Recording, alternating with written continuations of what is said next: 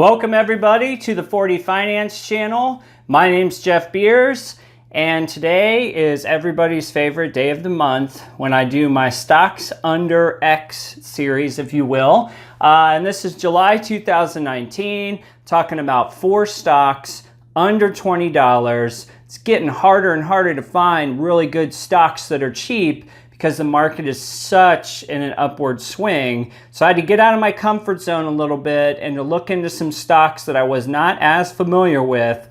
So I hope you guys enjoy some of these because we're going way down the list. 4 stocks under $20. Let's jump in.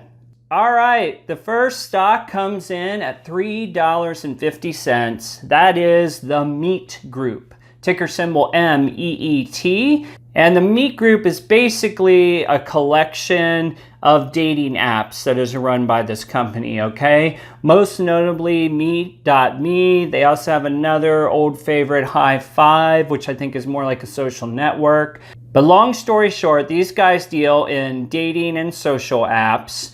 And they've had a lot of ups and downs over the years, but in particular, the Meet.me app is finding a lot of popularity with the younger generation. So right now, this stock sits at a PE of 38.78, which is a little bit higher than I usually look for. But on the bright side, you got a forward PE of 6.71. So profits are really starting to grind out with this company. And over the next 12 months, the cost of profits for you and I as investors is going down significantly. When you look at the 1-year chart, the Meet Group was sitting about $4.50 last year. Obviously, fast forward through 12 months, they went up as high as $6.50, and now they're dropping to $3.50. So it could be a really good point as they're coming down to pick this one up for the long term. Looking at the TipRanks dashboard to see what the analysts think, there's a median price target of $7.06 for the Meet Group. That's a 100% gain. That's over the next 12 months. And you get 4 buys, 0 holds, and 0 sells. So there is some promise with the Meet Group looking forward. I would say dig into the news, do your research, see if you think these guys can hit their target. As always, with these cheap stocks, I look at them from a long-term perspective, okay? I'm not looking for penny stocks to go up and down over the next 2 or 3 weeks trying to get a short profit. All of my investments go over 12 months as I try to hit the 10% capital gains tax rate. So if I got into Meet Group, which at $3.50, I might just have to throw a couple bucks at it, I'm gonna hold it regardless for 12 months, and then I'm gonna sell after 12 months because the tax bracket decreases for myself. So if you're interested in Meet Group, I recommend long-term, as I do for all cheap stocks. Don't risk your whole portfolio. Stick it in a corner somewhere, guys. We're talking about a $3.50 stock, okay? Buy 50 shares. If you believe in it, put it in a corner. Let it age. Come up for air in 18, 24 months, something like that. See where it's at. Might be a very good investment. All right, next on our list is Energy Recovery Incorporated, ticker symbol ERII.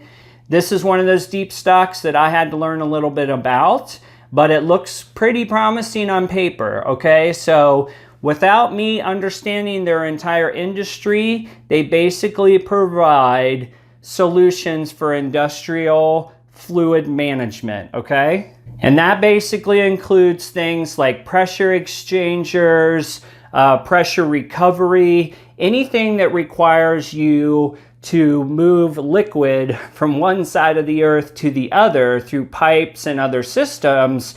They're going to have a lot of valves, right? They're going to have a lot of pressure to move these liquids. And part of that process is where Energy Recovery helps other companies because they help store that pressure, they help make sure that it's not being wasted, and they recover pressure that's being used further down the line. It's a pretty interesting company. Definitely check it out if you like reading about different companies like I do.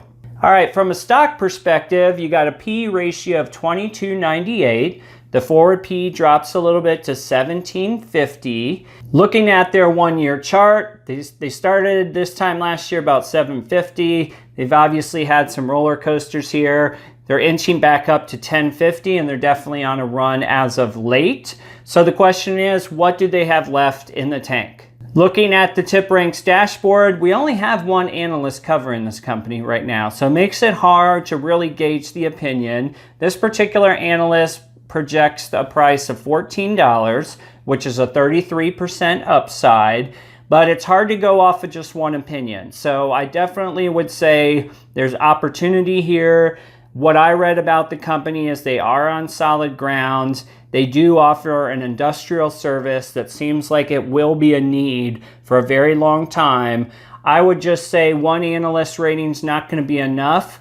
Go out and do your research. If you're into the industrial service areas, you know a lot about this. This is high ticket stuff, guys. This is for factories and energy generators, like big time things. If you're familiar with that, then maybe dig into energy recovery, see if there's room for it in your portfolio. You might be able to pick off a nice win over the long term with this stock.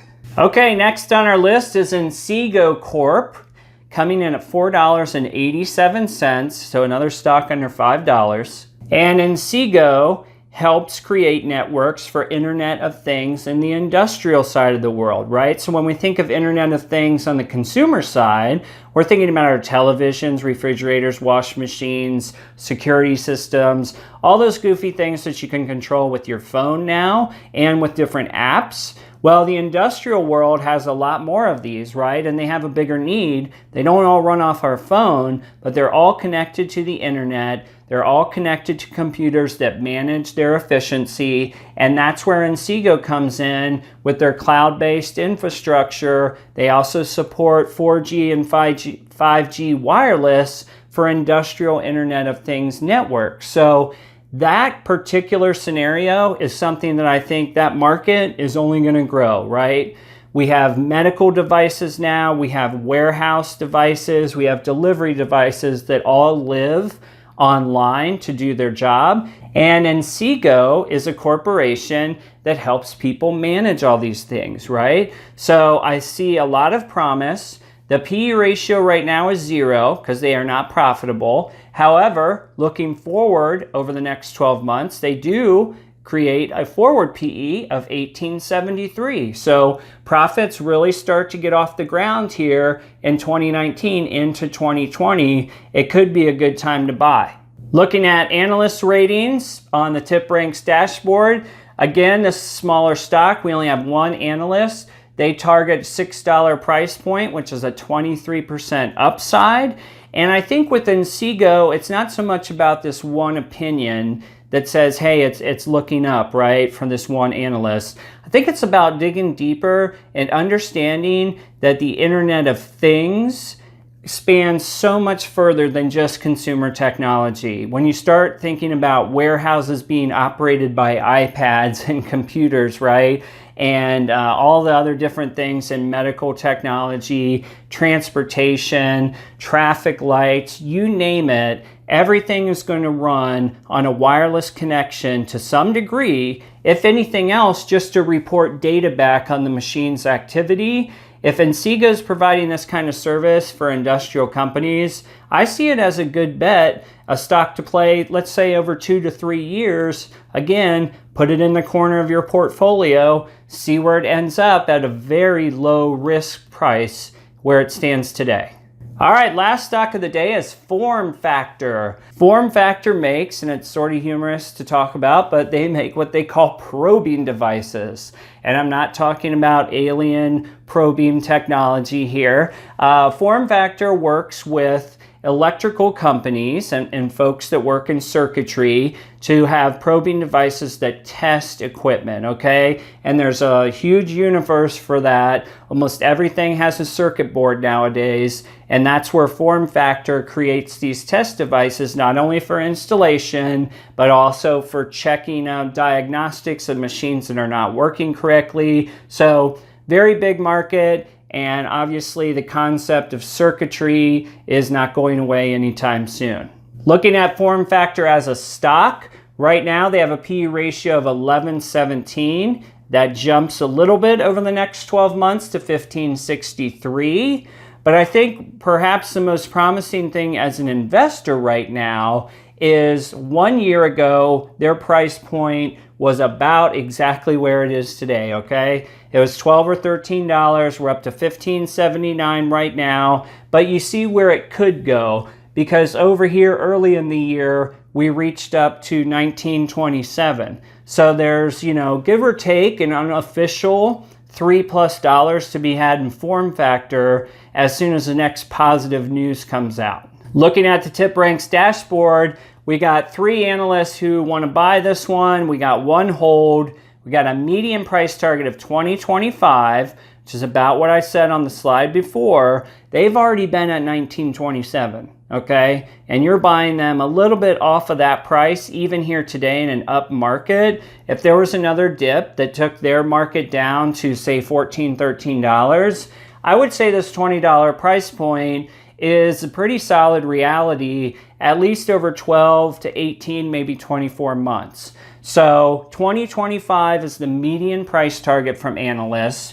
We do have a high of 23 and we have a low of 18. So at least with FormFactor, I feel like you're getting in right now, despite the high market, you're getting in right now at basically par, and it can only go up from there. We may have dips associated with market news otherwise, but it could be a nice floor to get in on, especially if it drops another $1 or $2, and then hold it out for 12 or 18 months. See if you can get to $20. I think it's a pretty good play. All right, so there you go, guys. 4 stocks under $20. I think technically it was 4 stocks under $16. Hope you enjoyed this. I try to expand my comfort zone, go into some industrial companies that I normally wouldn't entertain, but I think it made for a good video. If you liked it, please give me a thumbs up, share it with your friends. Really makes a big difference. Thank you so much. We'll see you on the next video.